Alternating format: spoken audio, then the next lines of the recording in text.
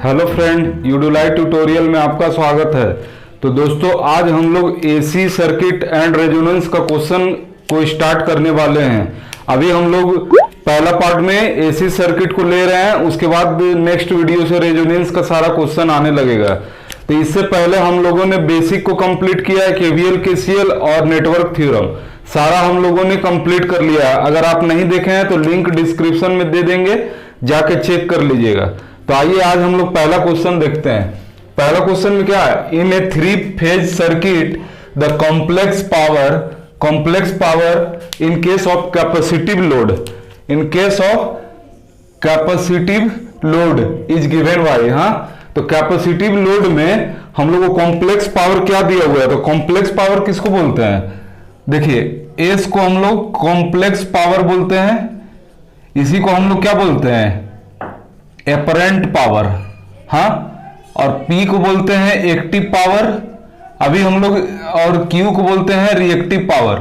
अभी हम लोग इसके बारे में डिस्कस करेंगे। अभी बहुत सारा क्वेश्चन इससे आएगा, तो उस समय हम लोग इसके बारे में डिस्कस करेंगे। अभी आप देख लीजिए, हम लोगों को क्या बोला है, कैपेसिटिव लोड के लिए पूछा है ये कॉम्प्लेक्स पावर क्या होगा, तो आपका ऑप्शन डी होगा। हाँ, ऑप्शन डी होगा। ये होता है कैपेसिटिव लोड के लिए कॉम्प्लेक्स पावर।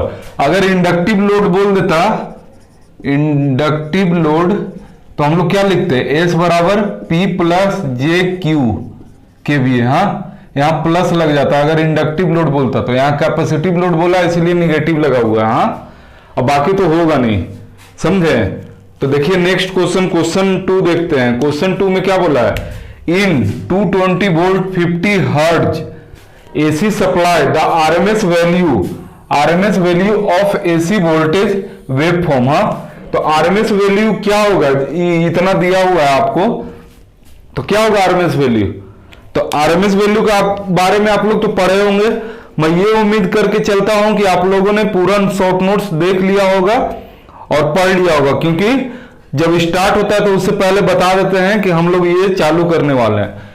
तो आरएमएस वैल्यू के लिए आप लोग पढ़े होंगे क्या होता है आरएमएस वैल्यू। हाँ, तो आपको पता होगा। तो ये जो दिया हुआ है इसका आरएमएस वैल्यू क्या होगा, तो इसका 220 वोल्ट ही होगा, क्योंकि जो दिया हुआ रहता है सर्किट में, सिंगल फेज या 3 फेज जो भी दिया हुआ रहता है, अगर इस तरह का दिया हुआ रहेगा तो आप समझ जाइए कि आरएमएस वैल्यू दिया हुआ है। अगर इस तरह का दिया हुआ रहा 220 साइन ओमेगा टी, तो इसको क्या मानिएगा, ये आपका वीपी दिया हुआ रहता है। तो इससे वी आरएमएस निकालने के लिए क्या करते हैं, वीपी बाई √2 करते हैं। हाँ, तो आप ये ध्यान दीजिएगा।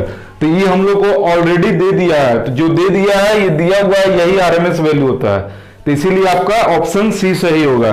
जितना भी आज क्वेश्चन लिए सब आसान क्वेश्चन है और सब बेसिक क्वेश्चन है एसी सर्किट का। हाँ, क्वेश्चन 3 को देखिए, तो क्वेश्चन 3 में दिया है for the idealised half wave rectifier. यहां देखिए क्वेश्चन में बोला है कि हाफ वेव रेक्टिफायर का हम लोग को एवरेज वैल्यू निकालना है और आरएमएस वैल्यू निकालना है। तो हाफ वेव रेक्टिफायर का एवरेज वैल्यू क्या होता है, Vm बाई पाई, और ये फुल वेव का क्या होता है 2Vm बाई पाई। हाँ, और देखिए इसका आरएमएस वैल्यू, तो हाफ वेव का आरएमएस वैल्यू होता है Vm बाई 2 और फुल वेव का क्या होता है Vm बाई √2। तो आप ये सब ध्यान दीजिएगा, नहीं तो जब क्वेश्चन ज्यादा आने लगेगा या आखिरी में ना कोशिश करेंगे इसका हम चार्ट बना के दे देंगे सारा सर्किट, जैसे साइनोसॉइडल हो गया, हाफ वेव हो गया, फुल वेव हो गया, और ये सॉटूथ हो गया, स्क्वायर वेव, सारा का दे देंगे। तो आप लोग इससे देख लीजिएगा। तो इसमें आपका क्या होगा, ऑप्शन बी सही होगा। हाँ, अब आइए नेक्स्ट क्वेश्चन देखते हैं, क्वेश्चन 4। क्वेश्चन 4 में क्या बोला, in figure A1 A2 A3 are ideal ammeter. Ideal ammeter दिया हुआ है A1 A2 A3। हाँ, अब बोला है इफ A रीड्स 5 एम्पियर। देखिए A1 जो है ये 5 एम्पियर रीड कर रहा है, और A3 जो है वो कितना 12 एम्पियर रीड कर रहा है। तो आपको A2 बताना है, A2 कितना होगा। हाँ, तो इसको सोल्व कीजिए तो थोड़ा सा। तो क्वेश्चन 4 हम लोग देखते हैं। हाँ, क्वेश्चन 4 देखिए बहुत सिंपल है, आप ध्यान दीजिएगा। ये क्या है, एसी सर्किट, हाँ डीसी सर्किट नहीं है। देखिए यहाँ डायग्राम बनाते हैं हम लोग। क्वेश्चन नंबर 4 को देखते हैं। क्वेश्चन नंबर 4 क्या बोला है? In the figure A1 A2 A3 are ideal ammeter. हाँ अब क्या बोला है? इफ A1 रीड्स 5 एम्पियर, ये 5 एम्पियर रीड कर रहा है, ये 12 एम्पियर रीड कर रहा है, तो आपको A2 निकालना है। तो देखिए ये क्या है? ये एसी सर्किट है। हाँ ध्यान दीजिएगा, तो एसी सर्किट है। तो एसी सर्किट में जब भी निकालते हैं हम लोग करंट या कुछ भी निकालते हैं तो इसका रिजल्टेंट लेते हैं, ना कि हम लोग सिंपल लिख देते हैं। जैसे देखिए A2 निकालना है तो हम लोग 5 + 12 बराबर 17 एम्पियर।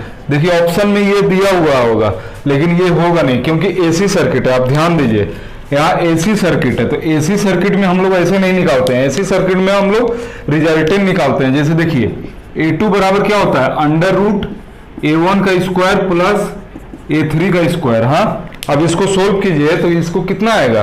तो A2 बराबर क्या हो जाएगा? √12 का होल स्क्वायर प्लस 5 का होल स्क्वायर। इसको सोल्व कीजिएगा तो आ जाएगा 13 एम्पियर। हाँ तो ये जो है वो कितना रहेगा? 13 एम्पियर रहेगा। यही आपका आंसर होगा। आपका ऑप्शन सी सही है। हाँ अब देखिए क्वेश्चन नंबर 5 को एक बार सोल्व कीजिए। क्वेश्चन नंबर 5 देखते हैं। A series RLC circuit consisting R बराबर 10 ohm, XL 20 ohm and XC 20 ohm is connected across AC supply RMS 200 voltage दे ले, RMS वोल्टेज दे ले। तो RMS वोल्टेज हमको किसका निकालने बोला है? RMS वोल्टेज हम लोग कैपेसिटर का निकालने बोला है। हाँ तो कैपेसिटर का निकालेंगे। तो देखिए हम लोग पहले डायग्राम बना लेते हैं। एक क्या? एक रेजिस्टेंस है, इंडक्टिव रिएक्टेंस है, हाँ और एक कैपेसिटिव रिएक्टेंस है। तीनों दिया हुआ है और ये 200 वोल्ट AC वोल्टेज दे ले, RMS दिया हुआ है। हाँ ध्यान दीजिएगा।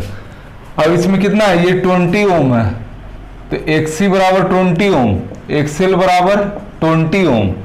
अब ये कितना है? 10 ओम। हाँ तो आपको ये पता होगा कि हम लोग कैसे निकालते हैं। तो ये कितना हो जाएगा? -j20 और ये हो जाएगा j20। क्यों? क्योंकि एसी सर्किट है। एसी सर्किट में एक्सेल कितना होता है? एक्सेल 2πfl होता है और XC कितना होता है? 1/2πfc होता है। हाँ तो इसको सोल्व करते हैं तो फिर हम लोग यहाँ क्या एक्सेल लेते हैं j20 में। हाँ और ये कितना हो जाता है? ये हो जाता है -j20। क्यों? क्योंकि देखिए XC अगर इसको ऊपर लाते हैं तो -j2πfl और XC होता है 1/j2πfc। तो इसको ऊपर लाते हैं तो क्या हो जाता है? -2πfc। हाँ अब इसको सोल्व करने के बाद जो भी आता है वो -j में आता है, इसीलिए यहाँ -j होता है। हाँ अब देखिए ये तीनों क्या है? तीनों देखिए ध्यान दीजिए, तीनों ओम में है। तो ओम में है तो वोल्टेज डिवीजन रूल लगाते हैं। तो वोल्टेज डिवीजन रूल कैसे लगाते हैं? जैसे हम लोग को यहाँ का निकालना है, VC निकालना। हाँ तो VC बराबर क्या हो जाएगा? VC बराबर हो जाएगा मेन वोल्टेज 200 इंटू जहां निकालना है तो j20 divide by 10 plus j20 minus j20। हाँ अब इसको सोल्व कीजिए, क्या होगा? ये कट गया, अब कौन सा बचा है? 10 बचा, तो 10 और ये 0, ये भी कट गया, तो आपका कितना हो गया? 400 माइनस j 400 हुआ। हाँ तो इसको सोल्व करेंगे तो 400 एंगल -90 डिग्री होगा। समझे? अगर यहाँ j 400 आता तो क्या होता? 400 j को कितना लिखते हैं? 90 डिग्री लिखते हैं। हाँ j को ही एंगल में लिखते हैं 90 डिग्री, और यहाँ हो जाएगा -90 डिग्री। ये सब आप लोग कॉम्प्लेक्स नंबर में पढ़े होंगे, समझे? तो आपको पता चल गया होगा कि कैसे कैसे निकालना है। तो देखिए आपका कौन सा ऑप्शन हो जाएगा? ऑप्शन सी हो जाएगा। हाँ ऑप्शन सी सही होगा। नेक्स्ट क्वेश्चन देखिए। नेक्स्ट क्वेश्चन क्या बोला? The current IT through 10 ohm resistor in series with an inductance is given this. I दिया हुआ है। हाँ I आपका दिया हुआ है। हम लोग को क्या निकालना है? RMS value. यहां देखिए RMS value of current and power dissipate in the circuit. हाँ तो देखिए यहां दिया हुआ है 10 ओम रजिस्टर। हाँ इसको सोल्व कीजिए। क्या दिया हुआ है, 10 ओम रजिस्टर है और सीरीज में इंडक्टेंस लगा हुआ है, आईटी आपको दिया हुआ है, तो आरएमएस वैल्यू, तो पहले आईटी का हमको आईटी दिया हुआ है तो आई आरएमएस निकालेंगे। हाँ, तो आई आरएमएस कैसे निकालते हैं, अंडर रूट 3 का होल स्क्वायर प्लस 4 रूट 2 का होल स्क्वायर प्लस 4 रूट 2 का होल स्क्वायर। ये तो आपको पता ही होगा कैसे हम लोग निकाल रहे हैं। जब इस तरह दिया हुआ रहता है तो आपको ये फॉर्मूला लिखवाया गया होगा, अगर आप शॉर्ट नोट्स बनाए या कोई भी टीचर से पढ़ रहे होंगे तो आपको ये फॉर्मूला दिया गया होगा कि इसको कैसे सोल्व करते हैं। तो देखिए हम लोग इसी तरह सोल्व करते हैं। तो आई आरएमएस कितना आएगा, इसको सोल्व कीजिएगा तो 5 एम्पियर आएगा। तो देखिए आई आरएमएस हम लोग को निकल गया, तो आई आरएमएस 5 एम्पियर आया। देखिए इसी में सिर्फ 5 एम्पियर है, तो ऑप्शन सी सही होगा। अब हम लोग इसमें क्या पावर निकाल लेते हैं, तो P बराबर क्या होता है, आई स्क्वायर आर, तो आई क्या होगा, आरएमएस बोला होगा, तो क्या हो जाएगा 5 स्क्वायर इंटू 10, तो कितना हो जाएगा 250 वाट हो जाएगा। ये आंसर हो गया। हाँ, अब क्वेश्चन नंबर 7 सोल्व कीजिए। क्वेश्चन 7 में क्या बोला है, a source of 200 volt RMS supply, active power आपका दिया हुआ है और रिएक्टिव पावर दिया हुआ है, तो हम लोग को क्या निकालना है, करंट हम लोग को निकालना है। ये थोड़ा बढ़िया क्वेश्चन है, एक बार देखिए। तो क्वेश्चन 7 देखते हैं। क्वेश्चन 7 में क्या बोला है, P आपका दिया हुआ है 600 वाट और Q कितना दिया हुआ है 800 VAR, इतना दिया हुआ है। हम लोग को क्या निकालना है, I फाइंड करना है। हाँ, I फाइंड करना है। और वोल्टेज आरएमएस वोल्टेज यानी VRMS आपका दिया हुआ है 200 वोल्ट। हाँ, तो देखिए हम ध्यान देते हैं कैसे इंप्लीमेंट इसको करते हैं। देखिए इसमें क्या P बराबर क्या होता है, P बराबर VI कोस थीटा। हाँ, कोस थीटा क्या होता है, पावर फैक्टर होता है, तो P बराबर VI कोस थीटा होता है। तो हम लोग को V दिया हुआ है, I हम लोग को निकालना है और P भी दिया हुआ है, लेकिन ये कोस थीटा मेरे पास नहीं है, तो कोस थीटा पहले निकालेंगे। तो कोस थीटा बराबर क्या हो जाता है, कोस थीटा आप पढ़े होंगे, अभी एसी सर्किट अगर आप पढ़े होंगे तो उसमें आपको पता होगा, कोस थीटा बराबर होता है P बाई एस होता है, P बाई एस। P क्या एक्टिव पावर और ई अपरेंट पावर होता है। हाँ, तो एस कैसे निकालते हैं, तो एस बराबर होता है under root P square plus Q square. हाँ, तो एस कैसे निकलेगा, P स्क्वायर, तो P स्क्वायर इसको करेंगे और Q स्क्वायर इसको करेंगे, तो कितना आ जाएगा 100 VA आ जाएगा। हाँ, तो देखिए अपरेंट पावर निकल गया आपका 100 VA और ये आपका कितना दिया हुआ है, सॉरी 100 नहीं 1000 VA आएगा। हाँ, इसको सोल्व कीजिएगा तो आपका 1000 VA आएगा। एक बार आप सोल्व कर लीजिएगा। हाँ, तो देखिए इसको कैसे करेंगे, तो फिर आपका हो गया 600 डिवाइड बाई 1000 हो गया। हाँ, ये कट गया तो कितना बचा, कोस थीटा बराबर हम लोग को 0.6 आ गया। तो देखिए ये भी हम लोग को पता चल गया। अब हम लोग को क्या निकालना है, अब सिंपल P निकालना है।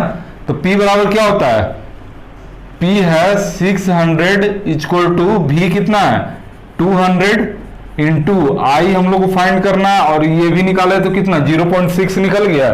तो I बराबर क्या हो जाएगा 600 डिवाइड बाई 200 इंटू 0.6, पॉइंट हटा के यहाँ 10 लगाएंगे। आप लोग अपने हिसाब से सोल्व कर लीजिए। यहाँ 3 होगा और ये कट गया और ये 5 हो गया। हाँ, तो I बराबर कितना हो गया 5 एम्पियर आ गया। हम लोग को I ही निकालना था। देखिए ऑप्शन बी सही है। हाँ, 5 एम्पियर निकल गया।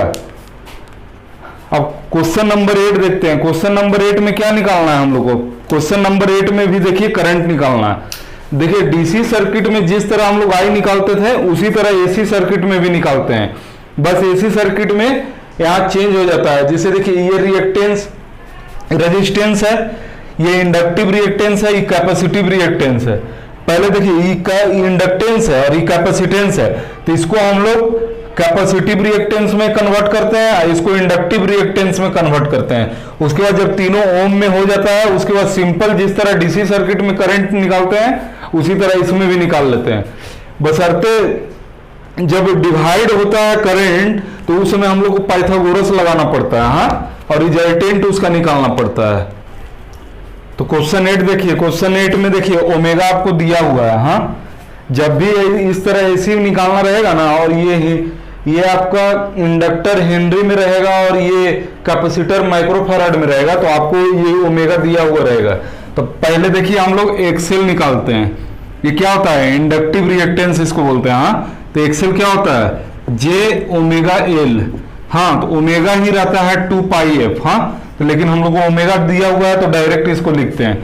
तो जे ओमेगा कितना दिया हुआ है, 1000 इंटू एल कितना है, 2 इंटू 10⁻³ क्यों, यहाँ 2 मिली हेनरी दिया हुआ है। हाँ, ये और ये कट गया तो कितना बचा, J2 हुआ। हाँ, तो ये कितना आ गया मेरा, J2 अब ओम में आ गया। देखिए हेनरी को ओम में कन्वर्ट कर दिया, ये भी ओम में है, इसको भी ओम में कन्वर्ट करेंगे। हाँ, XC बराबर हो जाएगा -J/ओमेगा/C। हाँ, अब देखिए ये कितना होता है, -J ओमेगा कितना है 1000 और आपका C कितना है 1000 10⁻⁻6। हाँ, अब ये कट गया तो कितना 1 बचा, तो XC बराबर कितना हो गया -J1 ओमेगा। हाँ, तो देखिए कितना हो जाएगा, इसको सोल्व किए -J1 ओमेगा, देखिए सॉरी -J1 ओम हो गया। हाँ, अब इसको देखिए यहाँ सोल्व करते हैं, सिंपल जैसे हम लोग करंट निकालते हैं वैसे निकाल देते हैं। हाँ,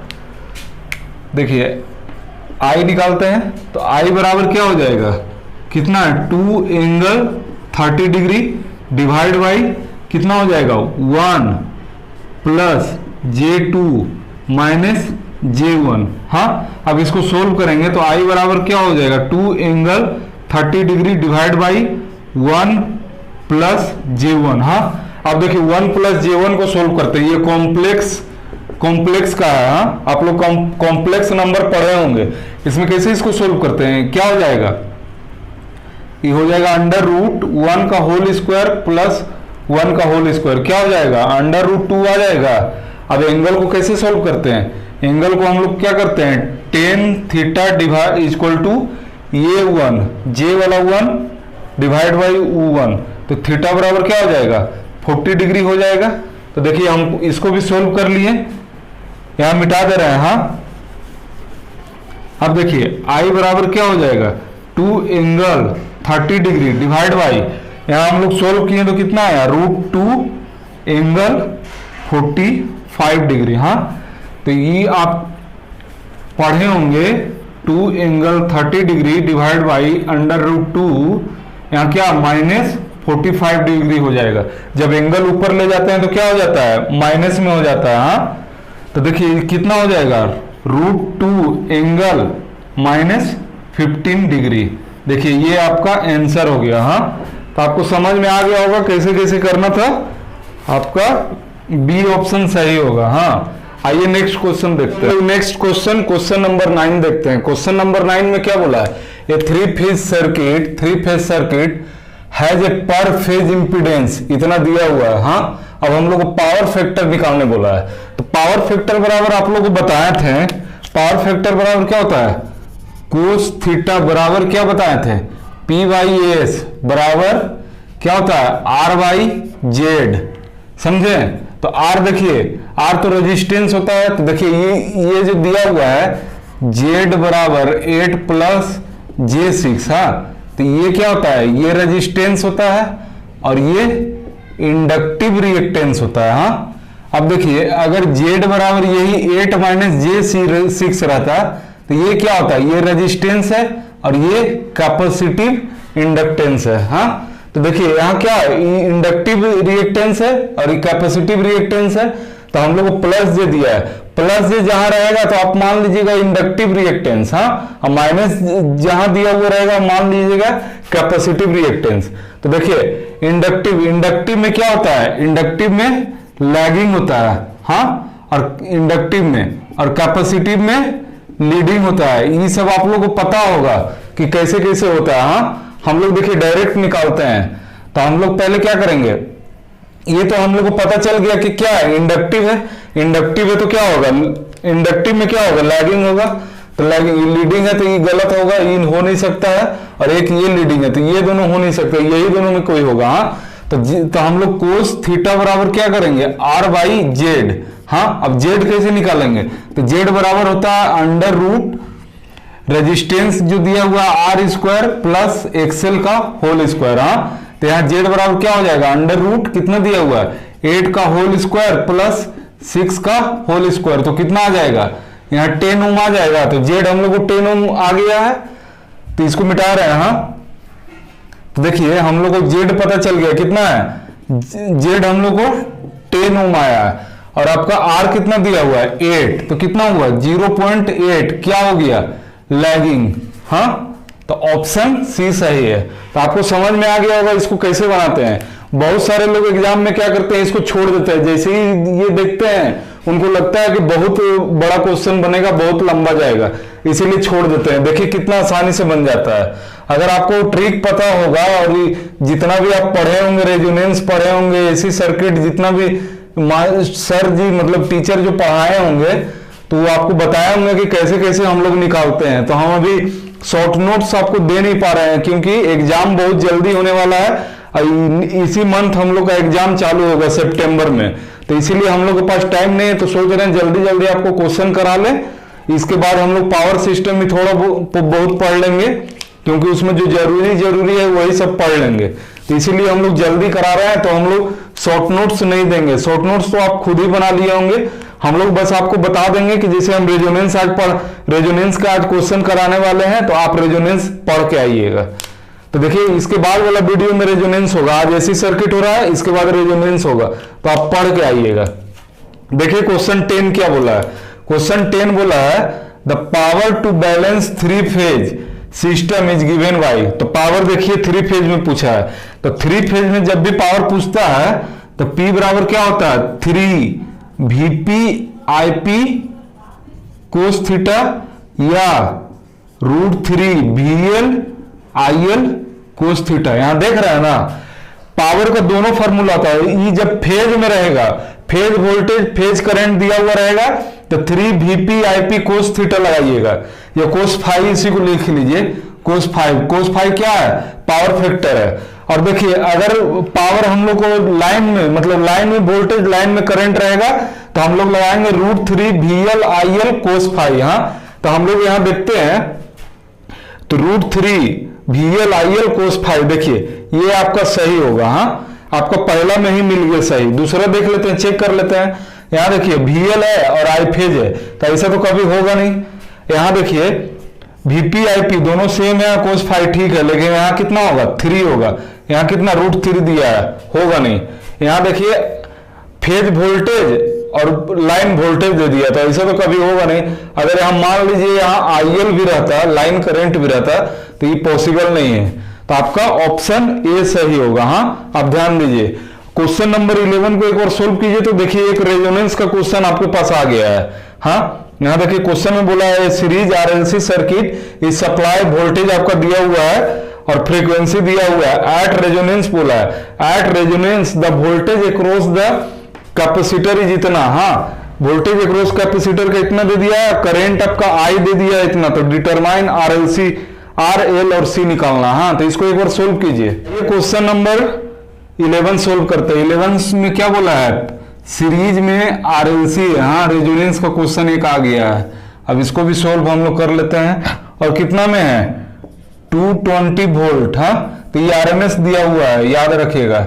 अगर कुछ नहीं है ना तो ये RMS है।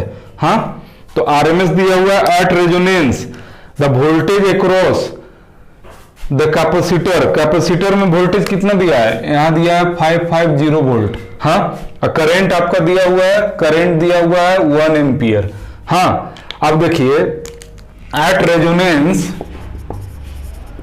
रेजोनेंस क्या होता है, XL बराबर XC होता है। तो XL बराबर XC हो जाता है, तो इस क्या हो जाता है फिर शॉर्ट हो जाता है और ये बचता है।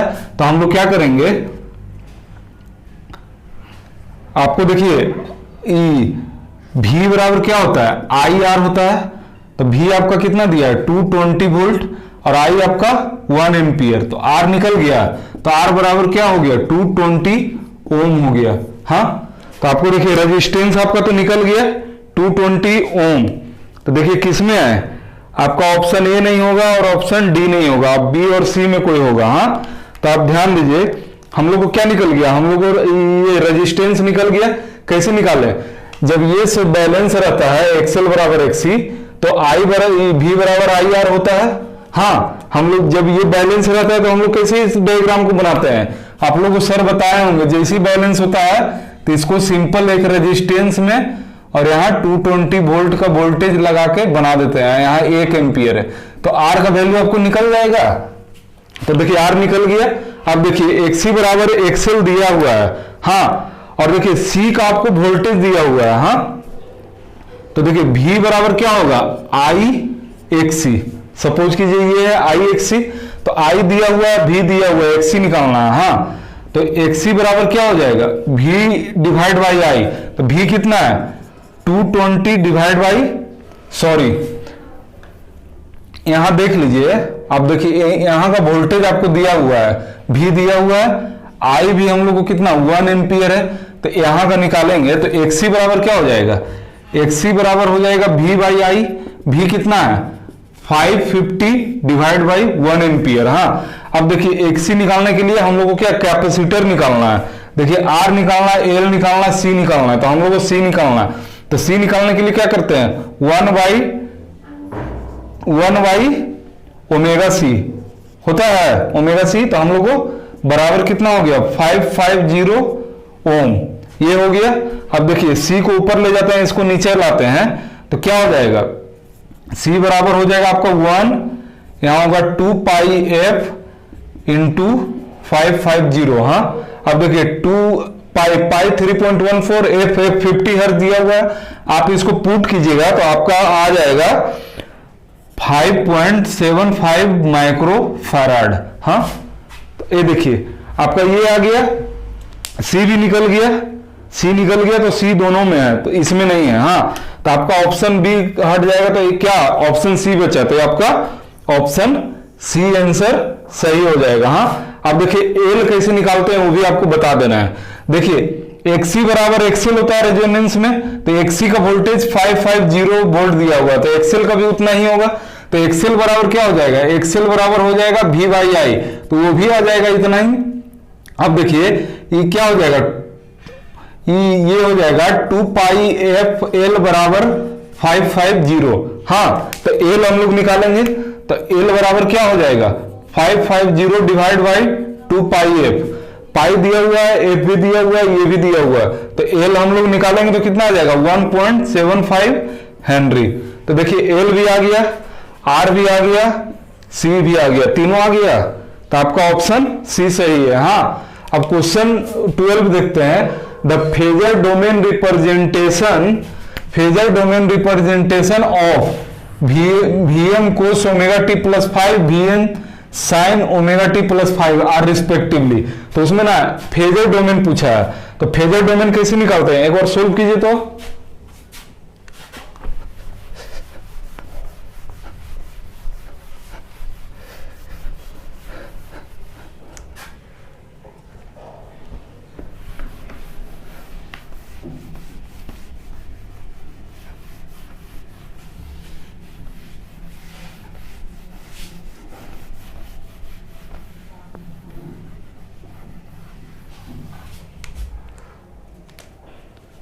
आइए देखिए क्वेश्चन 12 सोल्व करते हैं। 12 में क्या Vm दिया हुआ है, लेकिन देखिए जब भी हम लोग फेजर डोमेन निकालते हैं तो आपको एक बात ध्यान में रखना होगा, अगर ये कोस में है तो इसको भी कोस में होना पड़ेगा, और अगर ये साइन में है तो इसको भी साइन में होना पड़ेगा। हाँ, तो सपोज कीजिए जैसे उसको साइन में ही ले लेते हैं, तो कितना होगा Vm sign omega t plus 5, इसको हम साइन में ले लिए तो एंगल इसका कितना 5 हो जाएगा प्लस 5, तो इसको भी हम लोग को साइन में चेंज करना होगा।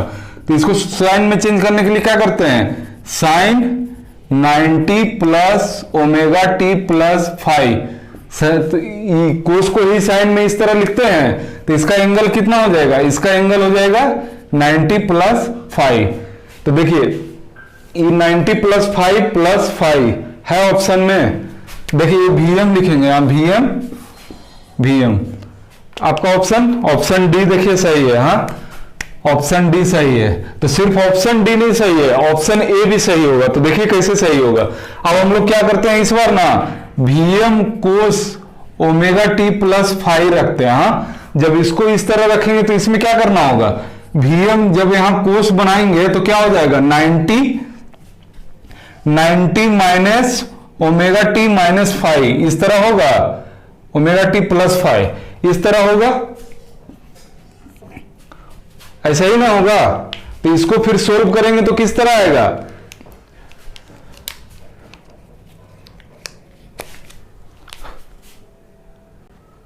तो देखिए इसमें क्या होगा, इसमें होगा Vm 90 ओमेगा टी कोस फाइव, हाँ तो इसका देखिए Vm एंगल फाइव हो जाएगा आपका, और इसको सोल्व कीजिएगा तो Vm एंगल आपका आ जाएगा 5 माइनस 90, हाँ इसको क्या कीजिएगा ना, minus omega t plus five हुआ ना, तो माइनस अगर बाहर निकालिएगा तो क्या हो जाएगा omega t plus five minus 90, और बाहर निकलने के बाद कोस में कोई फर्क नहीं पड़ता है निगेटिव का, हाँ तो ये आ जाएगा। तो देखिए दोनों आपका ऑप्शन सही हो जाएगा, ऑप्शन ए भी सही हो जाएगा। तो आपको पता चला कि कैसे ऑप्शन ए सही हुआ, क्योंकि दोनों को सेम डोमेन में लाना पड़ेगा, ये साइन है तो इसको भी साइन में लाना पड़ेगा, अगर इसको कोस लिए तो इसको कोस में चेंज करना पड़ेगा, हाँ तो आपका ऑप्शन ए और ऑप्शन डी दोनों सही होगा, समझे।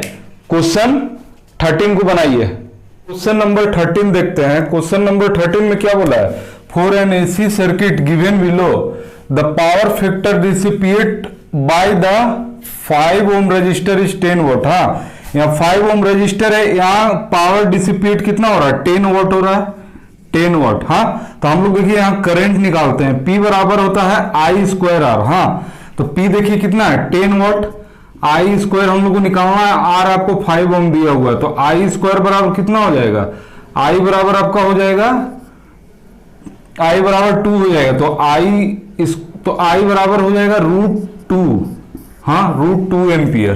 तो देखिए यहां कितना हो गया √2 एम्पियर हो गया।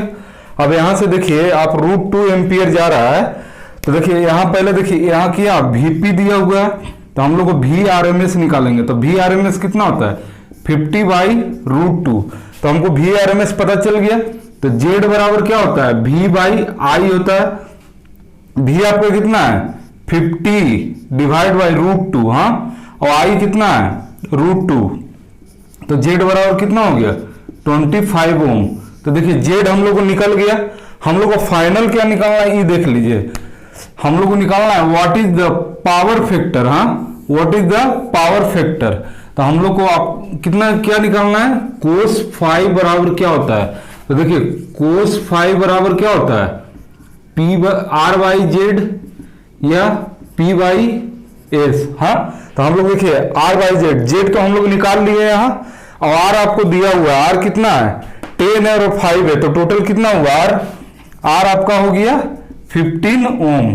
तो देखिए R भी दिया हुआ है Z भी दिया हुआ है, Z निकाल ली है, तो कोस 5 बराबर कितना हो गया 15 डिवाइड बाई 25, हाँ इसको सोल्व कीजिएगा तो कोस 5 बराबर आ जाएगा आपका 0.6, तो 0.6 आ गया है, तो 0.6 ऑप्शन में खोजिए। तो देखिए इसमें है और एक इसमें है, तो ये दोनों A और C खत्म हो गया, तो B और D में ही कोई होगा। तो आपको बताया थे हम कि जब जब इंडक्टर रहेगा तो हम लोग क्या लेंगे लैगिंग लेंगे, और जब कैपेसिटर रहेगा तो लीडिंग लेंगे।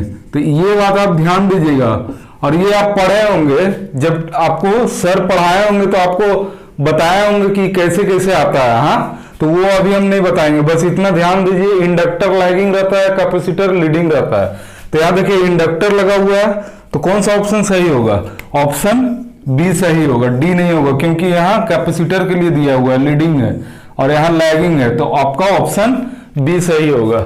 आइए देखते हैं अब नेक्स्ट क्वेश्चन, क्वेश्चन 14 देखते हैं। क्वेश्चन नंबर 14 क्या बोला, the admittance of element R L C respectively, हाँ तो एडमिटेंस निकालना है, तो पहले हम लोग क्या निकालते हैं, पहले इंपीडेंस निकाल लेते हैं, हाँ तो इंपीडेंस जैसे आर तो रेजिस्टेंस ही है, तो इंपीडेंस कितना होगा, जैसे इंडक्टिव रिएक्टेंस निकालना रहता है तो कैसे निकालते हैं, इंडक्टिव रिएक्टेंस होता है जे ओमेगा एल, और कैपेसिटिव रिएक्टेंस रहता है तो क्या होता है 1 बाई जे ओमेगा सी, हाँ तो ये सब इंडक्टेंस हुआ। अब इसी को एडमिटेंस निकालना है, तो एडमिटेंस निकालने के लिए क्या करेंगे, इसका रेसिप्रोकल करेंगे तो 1 बाई आर होगा, और इसका रेसिप्रोकल करेंगे तो जे ओमेगा एल हो जाएगा, और इसका रेसिप्रोकल करेंगे तो जे ओमेगा सी हो जाएगा। हाँ, तो देखिए कोई ऑप्शन में है, ऑप्शन सी सही है, नहीं ऑप्शन डी सही है। हाँ, ऑप्शन डी सही है।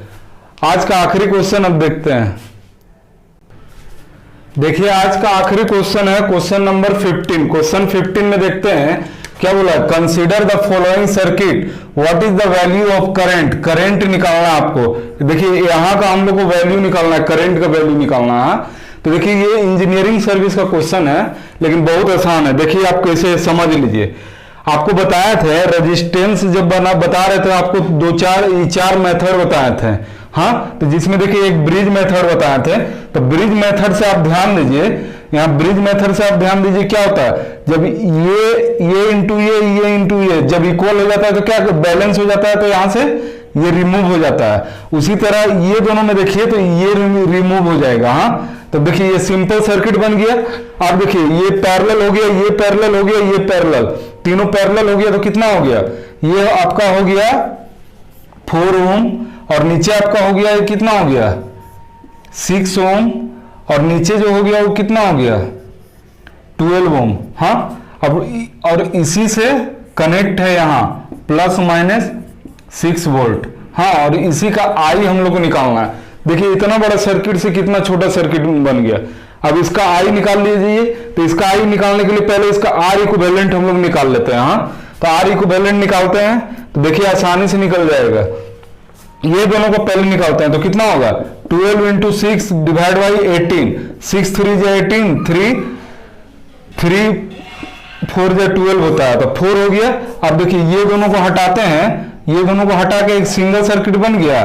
कितना बना है 4 ओम बना है। अब देखिए ये दोनों भी पैरेलल है, तो ये दोनों को हटाएंगे तो सिंगल सर्किट कितना बन जाएगा 2 ओम बन जाएगा। तो देखिए और कितना आसान हो गया। अब देखिए इसको सोल्व कीजिए, तो इसको सोल्व कीजिएगा तो आपका कितना आएगा 2 एम्पियर आएगा।